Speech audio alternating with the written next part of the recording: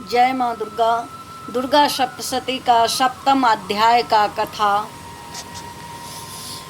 मैं मातंगी देवी का ध्यान करता हूँ। वे रत्नमय सिंहासन पर बैठकर पढ़ते हुए तोते का मधुर शब्द सुन रही है। उनके शरीर का वर्ण श्याम है। वे अपना एक पैर कमल पर रखे हुए हैं और मस्तक पर अर्धचंद्र धारण करती है तथा कहार पुष्पों की माला धारण किए बीना बजाती है। उनके अंगों में कसी हुई चोली शोभा पा रही है। वे लाल रंग की साड़ी पहने हाथ में शंख में पात्र लिए हुए हैं। उनके बदन पर मधु का हल्का हल्का प्रभाव जान पड़ता है और ललाट में वेदी शोभा दे रही है।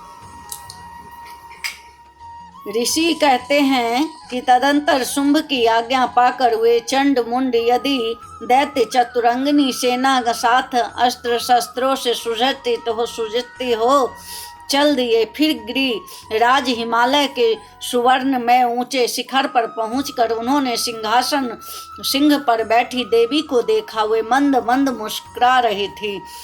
उन्हें देखकर दैत्य लोग तत्परता से पकड़ने का उद्योग करने लगे। किसी ने धनुष तान लिया, किसी ने तलवार संभाली और कुछ लोग देवी के पास आकर खड़े हो गए। तब अंबिका ने उन शत्रुओं के प्रति बड़ा क्रोध किया। उस समय क्रोध के कारण उनका मुख काला पड़ गया, ललाट में भौहें टेढ़ी हो गई और वहां से तुरंत विकराल मुखी काली प्रकट हुई जो तलवार और पास लिए हुए थी। वे विचित्र खड्बांग धारण किए और चीते की चमड़ की साड़ी पहने नर मुंडों की माला से विभूषित थी। उनके शरीर का मांस सूख गया था, केवल हड्डियों का ढांचा था जिससे वे अत्यंत भयंकर जान पड़ती थी। उनका मुख बहुत विशाल था, जीभ लपलपाने के कारण वे और भी डरावनी प्रतीत होती थी। उनकी आंखें भीतर को धसी हुई और कुछ लाल थी। वे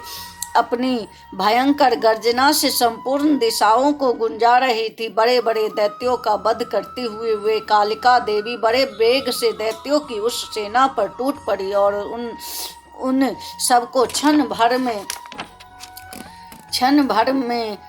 भक्षण करने लगी।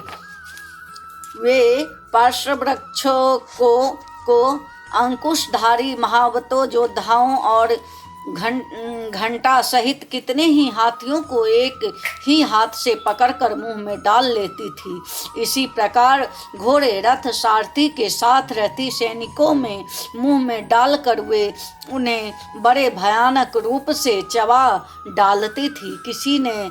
किसी के बाल पकड़ लेती, किसी का गला दबा देती थी, किसी को पैरों से कुचल डालती थी और किसी को छाती के धक्के से गिराकर मार डालती थी। वे असुरों के छोड़े हुए बड़े बड़े अस्त्र शस्त्र मुंह से पकड़ लेती और रोष में भरकर उनको दांतों से पीस डालती थी। काली ने बलवान एवं दुरात्मा दैत्यों की वह सारी सेना और रौंद डाली, खा डाली और कितनों को मार भगाया।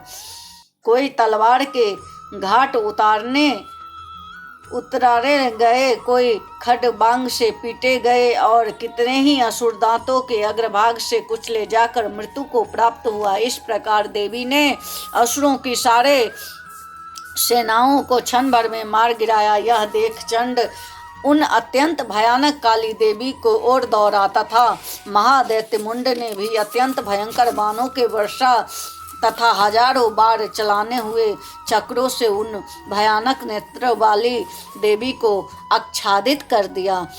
वे अनेकों चक्र देवी के मुख में समाते हुए ऐसे जान पड़े मानो सूर्य के बहुतेरे मंडल बादल के उदर में प्रवेश कर रहे हो। तब भयंकर गर्जना करने वाली काली ने अत्यंत रोष में भरकर विकट अट्टहास किया। उस समय उनके विकराल बदन के भीतर कितना कठिनता से देखे जा सकने वाले दांतों की प्रभाव से वे अत्यंत उज्जवल दिखाई देती थी। देवी ने बहुत ही बड़ी तलवार हाथों में ले हंग का उच्चारण के चंड पर धावा किया और उसके केस पकड़कर उसी तलवार से मस्तक उसका काट डाला। चंड को मारा गया देखकर मुंड भी देवी के ओर दौड़ा और तब देवी ने रोष में भरकर उसे भी तलवार से घायल करके धरती पर सुला दिया। महाप्रक्रमी चंड और मुंड मारा गया देख मरने से बची हुई बाकी सेना भय से व्याकुल हो चारों ओर भाग गई।